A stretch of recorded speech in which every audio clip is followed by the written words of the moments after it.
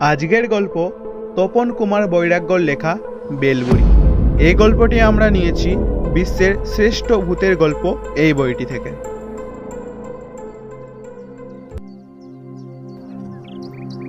আমি তখন খুব ছোট। পাড়ার এক প্রান্তে ছিল বেলবুড়ি। বেলবুড়ি নামের পেছনে একটা কারণ আছে। বেলবুড়ির বাড়ির সামনে আছে ডালপালা পরিবেষ্টিত একটা বেলগাছ। ওই বেলগাছটা বেলবুড়ি নিজের হাতে লাগিয়েছিল। ফাল্গুন চৈত্র মাসে বেলগাছটা পাকা বেলে ভরে থাকে। এক একটা বেল প্রায় ৩-৪ কেজি ওজনের হয়। বুড়ি এই বেল বিক্রি করে তার সংসার চালায়। বেলগাছটাকে বুড়ি খুব যত্ন করে, কাউকে এর ডালপালা ভাঙতে দেয় না। বেলগাছটাকে সকাল সন্ধে পুজো করে। লোকে তাই তার নাম বেলবুড়ি দিয়েছে। আমাকে কিন্তু বেলবুড়ি খুব ভালোবাসে।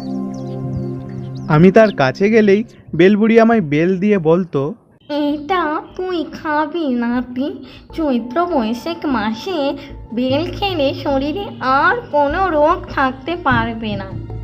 আমি বেল হাতে নিয়ে বাড়ি ফিরলে মা জিজ্ঞেস করতো, হ্যাঁ রে, তুই বেল কোথায় পেয়েছিস রে? আমি ভয়ে ভয়ে বলতাম, ওই ওই বেলবুড়ি দিয়েছে।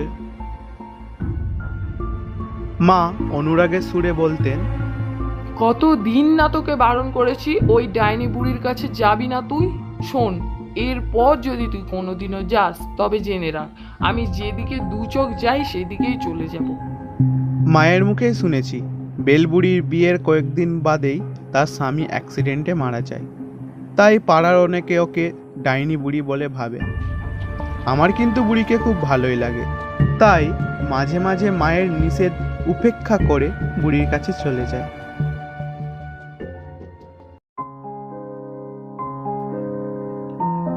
দেখতে দেখতে আমি কলেজ জীবনে প্রবেশ করলাম। বর্ধমান রাজ কলেজে ভর্তি হলাম। ওখানেই থাকি।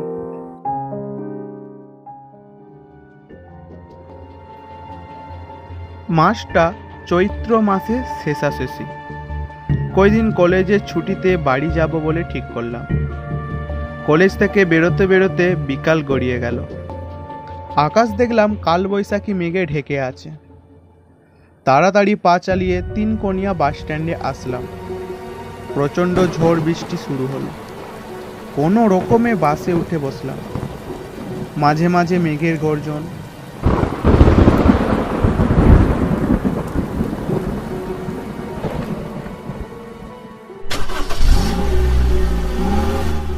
ঝড় জল থামলে গাড়ি ছাড়লো।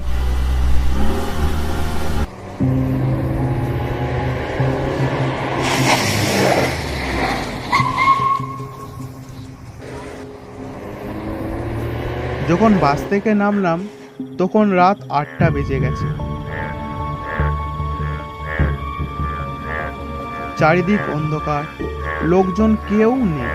এখানে দেখলাম বেশ ভালো রকমের ঝড় বৃষ্টি হয়েছে। চারিদিকে ঝিঁঝি পোকা আর ব্যাঙ ডাকছে। এখান থেকে ১ কিলোমিটার মতো হেঁটে গেলে আমাদের গ্রাম। আমার একটু ভয় ভয় করতে লাগলো। তবুও সাহসে ভর করে এগোতে শুরু করলাম। আমাদের গ্রাম পর্যন্ত যাওয়ার জন্য বড় রাস্তা তৈরি হচ্ছে। মায়ের মুখ থেকে শুনেছি রাস্তাটা পাকা রাস্তা হবে। হাঁটতে হাঁটতে বেলবুড়ির গাছটার কাছে এসে পড়েছি। বুড়ির বেল গাছটার নিচে দিয়ে মাটি পড়েছে।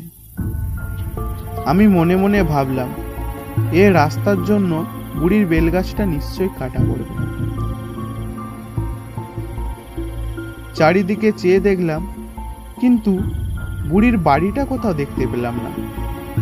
মনে মনে ভাবলাম, বুড়ির বাড়িটা নিশ্চয়ই রাস্তার জন্য ভাঙা পড়েছে।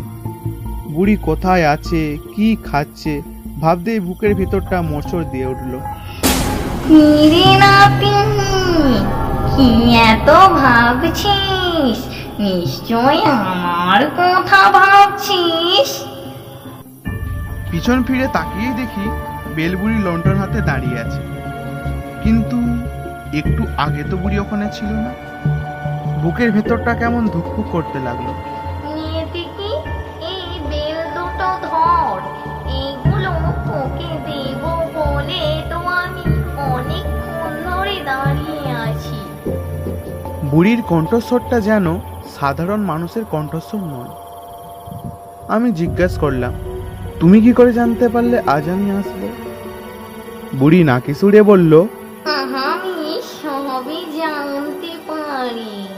আমার হাত পা যেন অসাড় হয়ে এলো।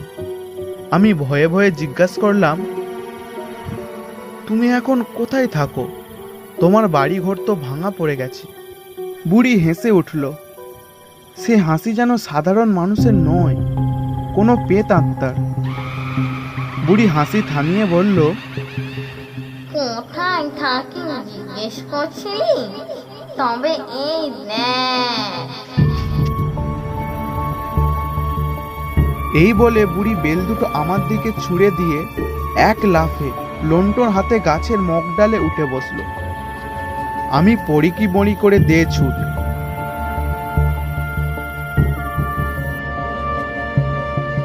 তারপর আমার আর জ্ঞান ছিল না। জ্ঞান ফিরতেই দেখি মা বাবা উৎকণ্ঠা নিয়ে আমার বিছানার পাশে বসে আছে। আমার দিকে তাকিয়ে বলল, ভাগ্য ভালো যে বুড়ির খপ্পর থেকে তুই রক্ষা পেয়েছিস। আমি অস্পষ্টভাবে মাকে জিজ্ঞেস করলাম, তবে কি ওই বুড়ি বেঁচে নেই মা? মা বললেন, মাসখানেক আগেই তো ওই বুড়ি মারা গেছে।